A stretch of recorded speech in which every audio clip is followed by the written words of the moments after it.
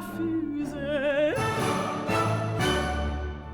The roll into Carcassonne was like coming into a furnace. The air was just so hot. As you were descending, you could feel the oven door open. It was like somebody turned a gas fire on. We've drunk gallons and gallons. Don't know where it's all going. The mind, I think, is just a little bit fried at this stage. The long-range forecast as we head into the Pyrenees is just unremittingly hot. There's some really difficult days ahead. Rest day. I did nothing. I treated myself to an hour's full body massage, which was absolutely beautiful, because I came out feeling I needed to go to sleep. Today's been just some time off the bike to do some awareness raising of why we're actually here and the campaign that we're all focused on, which is obviously to get to that £1 million. In terms of the fundraising, there's always something that you can do that would just get people to put some money in. £5 a strip for my legs to be waxed, £50 and I'll have my chest waxed. If you do it slowly, does it cause more? Thanks, Steve. I've had a couple of turbo sessions at Birmingham New Street and Solihull Shopping Centre to try and raise money. A lot of messaging out to friends and family. Co-workers donated through the company matching site. It's not about thinking, okay, what have I done? It's about what can we all do. It's one big fundraising effort, and hopefully we can hit that. Just knowing that we're going to tip over that magic number would give me an extra spring in my legs and an ability to really push on through and get through these last days.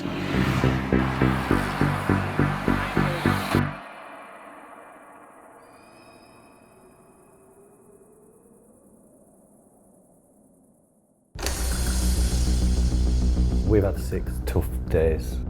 Every one of us have pushed themselves to the bottom of where they can go, and then they've gone again.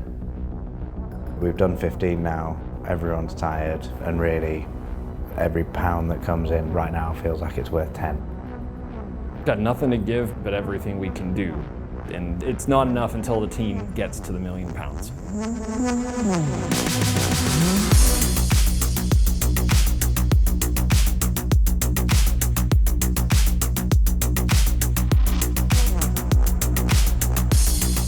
We are a group of 4 motorbikers, Francis, Frank, Carlo and me, Dominique.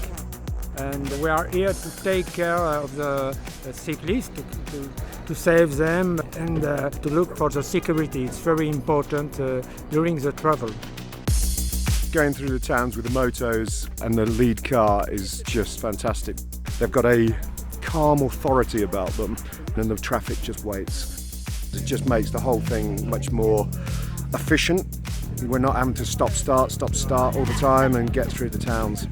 It makes you feel like you're in the Tour de France for real, like the pros.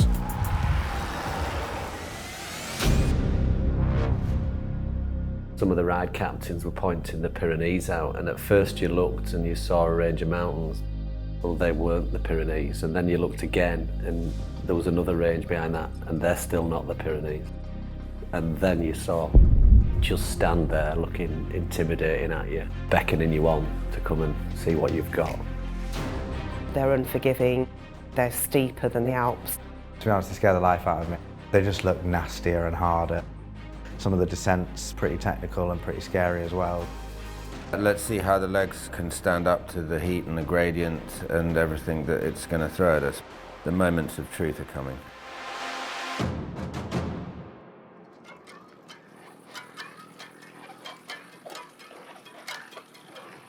The Pyrenees was 3 stages of just really spiky climbs.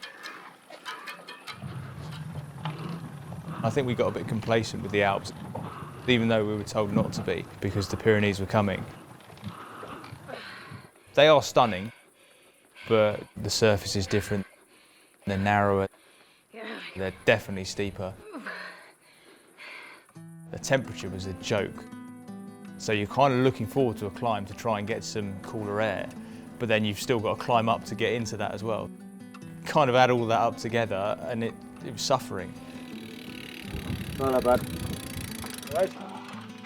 Well done, man. Well done. Because of the heat over the next few days and what we've had already, And with the mountains looming for the next 3 days, me and Hayden sort of took it upon ourselves that we'd sort of control the pace on the front and give the guys a bit of a rest, have the opportunity to save themselves a little bit for what's coming over this afternoon and the next 2 days in the Pyrenees. Could do with a few degrees. It does make it tough, mate. There's no denying that, you know. So we've got some fantastic ride captains. There's no question about what they're teaching us day by day. You can sense they're just constantly shepherding us, keeping us in line. It's so easy to go harder than you should. You're feeling good, you want to push on the pedals, but just listening to them deeply has got us all through. On the distance, the Pyrenees are much more difficult and technical than the Alps.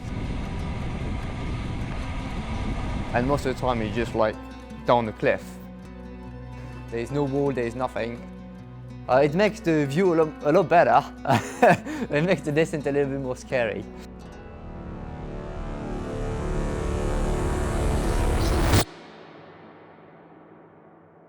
I think he's broken his arm or his shoulder.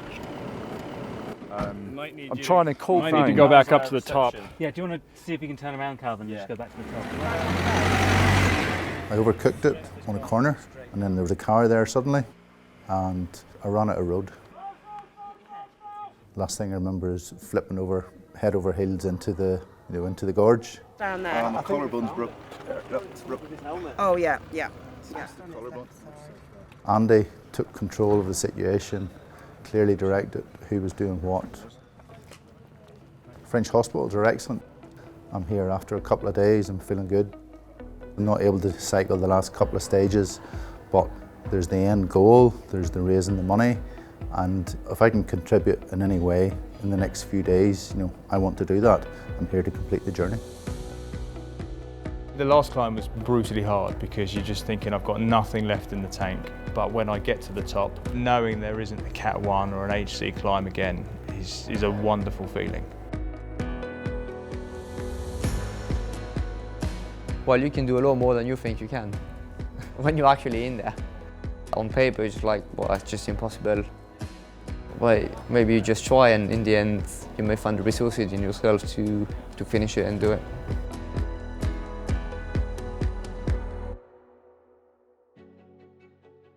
Cure Leukaemia has been instrumental.